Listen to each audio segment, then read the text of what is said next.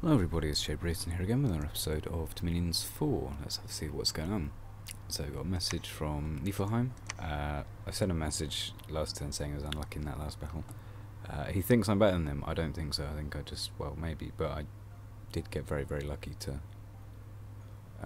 cause a rout when I did, because otherwise we were pretty close to dead. Certain concentration complete, which means we have access to Kinara. We also have access to Flame Spirits as a good way to guarantee access to our higher level fire magic if we ever lose the desert. We've got the Ifrit Sultan, who seems interesting.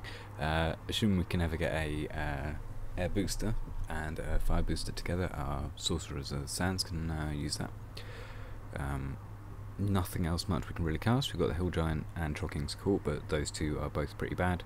Kinara is quite good, as I've mentioned, and Gandapana Wine is now available, which is great. Assuming we can ever take a forest back, Monkey Guy can summon them, although they're rather expensive. Anyway, in terms of Thaumaturgy, next turn we'll be up to level 5, which is where you get Soul Slay. Also grants access to stuff like Raging Hearts, but only our Pretender can cast that. In terms of new stuff, there's a thing called Dimensional Instability. It's basically a gem gen based in a province without a fort. I don't think it has anything else new this level. Water Vortex, I guess, which apparently moves people around. So I guess it's like uncontrolled blink for anything in that radius, which sounds frankly hideously dangerous to do against most opponents. If you could somehow target into the back line where you could splash the mages into wherever, that'd be great, but with a range of only 25, that's seems hazardous. I've got Celestial Music at 6, but I think I'm going to go into Enchantment instead after we get to level 5. So in Enchantment, level 5, you get Return of the Divine, which isn't terribly useful for us, but much more importantly, the level after we get Arrow Fen, which is a truly fantastic spell for Kailasa to get with its Unarmored Sacreds. Grants a 80% air shield, which is usually sufficient to keep the worst of it off. I'm not sure what this is. Okay, so it's some kind of weird gem gen where you get extra stuff for it being cold. Cool, I guess. I don't think I would ever use this, or rather it would be impractical for me to use it, because Pretender expels a Dominion that is heat 3, so I think it would just be constantly fighting against the coldness that the Pyre relies on to generate its gems. Yeah, the other thing at level 5 that's kind of handy is Dispel, if we ever get into a situation where we need to do that. Mana from the Heavens is a new global that Sun actually casts as telling us Soramacia, which is a gem gen / growth thing. It's another one of these magic enhanced globals that seems somewhere between massively overpowered and a complete waste of time. So Soramacia is a strange nation to cast this with, because its priests are crap and expensive, as explained in my last Let's Play. But maybe it's like spamming them out of forts or something, I'm not really sure, or possibly they just cast it because I thought, oh, that's interesting. We shall never know.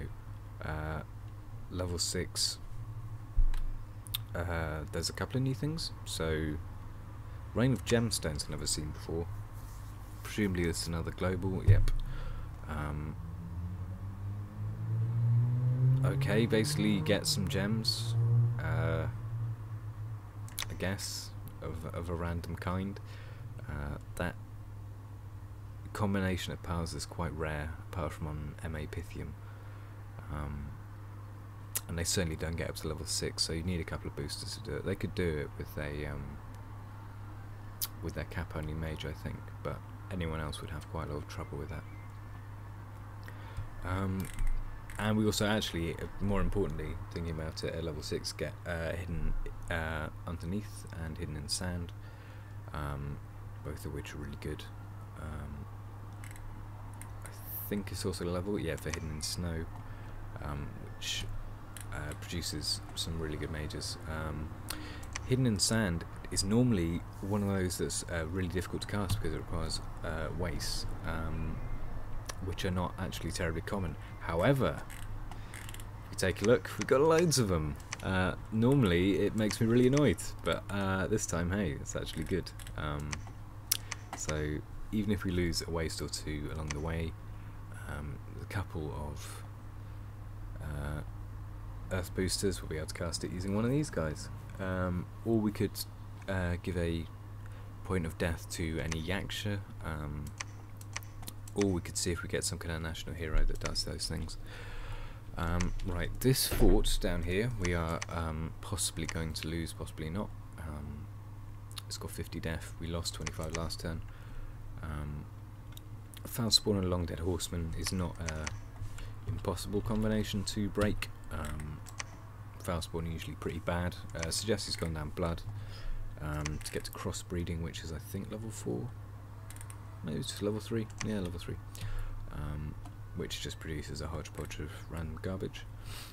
Later on, they give them stuff like Rain of Toads, available in the faction, which is a really nasty attack spell that basically causes disease and unrest in any way you target it.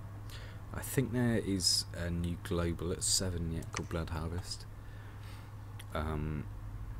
which does all kinds of mad stuff. The magic enhanced globals do like a weird mix of stuff. He's just trying to make the most out of the event system, which I can appreciate, but at the same time I think quite a lot of them do too much stuff. So let's have a look. Right, this Blood Harvest, growth and turmoil scales will increase. Now if you're Lanka, you're already well on the way to casting this spell, because of the paths required. They sync up quite nicely with your cap only mages, and the fact that you can forge quite easily forge the nature and blood boosters necessary for this. So increases turmoil, which for Lanka is actually good. Increases growth, which for any blood nation is good, although normally they'll have growth 3 just as a matter of course, because you can take the points using turmoil and it's a better income scale, and you actually want it because the act of blood hunting and patrolling unrest away curtails the population unless you have a lot of growth. Anyway, the growth effects, blah blah blah. You basically get more money and you get more slaves, and it's I mean 75 blood slaves is next to nothing when you get up to level 7 researchers. Like once you get to this point, most if not all of your blood mages will have sanguine dousing rods to be able to blood hunt much more easily. And even if you just rush it, if you've got a plan, right, 75 blood slaves, who cares? I mean, that's like 1 or 2 turns searching at most by this point, if you're on a nation that can reasonably cast it. If you're just using a pretender or something, even then I would just stick them on blood hunt. As soon as they wake up, probably get enough for blood harvest, try and get 152 maybe, so that you can cast it with 1 extra. If they try and dispel it, you just cast it again the next turn, making everyone really annoyed. And the other thing it doesn't do is this is also a fault of my mod in this specific version, although in later versions it is changed, is that Astral Corruption is left at 7 despite being astoundingly strong and grating to deal with. But that's by the by. That's the game I'm playing at the moment, so I've just got to put up with it to some extent and have a plan as well. So the Storm Turkey to Enchantment plan is basically to guarantee the viability of our cap only sacreds and also some of our summon sacreds once we get back to using those. The pearl cost is a little bit high, and we are running short largely because we've lost most of our provinces, and certainly we haven't done all that in-depth searching using astral magic, mainly because we needed the gems to summon these Gandapana and so on. Anyway, I think this turn we're in a pretty good position to probably take whatever goes into this province out, hopefully get this back, move into this province and try and kill as much of the sieging force as possible. It's twofold purpose: one, to slam down, just in a general sense, and also if we can rout them, that would mean that we have the province back again, which means we can probably build a lab as the first thing I would do, just so this guy can do some useful stuff if he's stuck in the province again, and also just because a lab would be very handy 2 provinces away from Surametia. You can use all kinds of nasty globals on them and so on. One advantage we do have in this province is that we have a very, very high amount of dominion, and Surametia does not. So if we can get this throne back and try and claim it as soon as possible, keeping in mind that we'll get a new prophet pretty soon, I think. We should be in decent nick to take this, probably wipe out Surametia through Dominion push if nothing else, especially if they become sieged by Fomorian, because the Fomorians are clearly pushed off whatever's on this fort. And then I guess just see how we're doing after that. This side of the game where I'm still trying to deal with Nephil Giants and Grey Bears and so on, that's not by any means settled, so we're just going to have to take that as it comes. Anyway, thank you very much for watching once again. Sorry for my slightly verbose rant about Magic Enhanced. That's maybe unfair to user listener and unfair to the mod, because as creators definitely put a lot of time into it. And yeah, have a great rest of the day. Take care.